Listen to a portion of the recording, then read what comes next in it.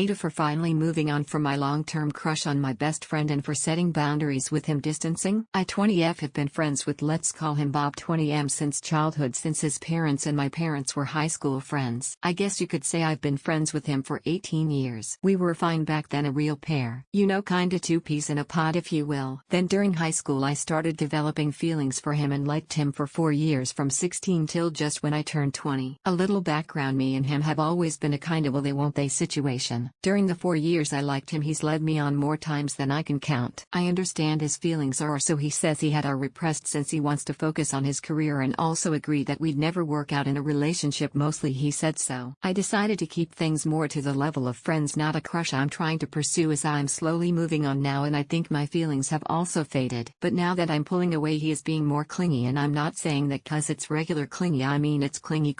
I just didn't chat to him for a day as I was busy studying for a midterm, and he kept spamming me and even said he missed me or the old me. Knowing that, I tried to set boundaries, making sure we're clear on things. At first I just told him that sometimes I prefer not talking to people for a day or two, as I also am getting quite busy with my uni stuff. Being a civil major isn't for the weak. But anyways, he's saying that I'm abandoning our friendship. I tried to reason and say I get the new boundary is something we'll both have to adjust to, but at least try to respect my decision as I respected his. He says I've changed and that the old me would never do that. I said some people just grow up and some people just don't. You have to realize I'm not always gonna be where you want me to be, so stop winning for once. We're 20, not 2 years old. I know it was wrong for me to be so rude, but I was mad that he keeps on putting me on a pedestal as someone who liked him. He ended up telling me he's hurt by my words and actions. I didn't want to apologize for being frank for once. I miss being his best friend, I miss the good times, but I don't want to have to act like I'll be there for him beck and call. So AITAH,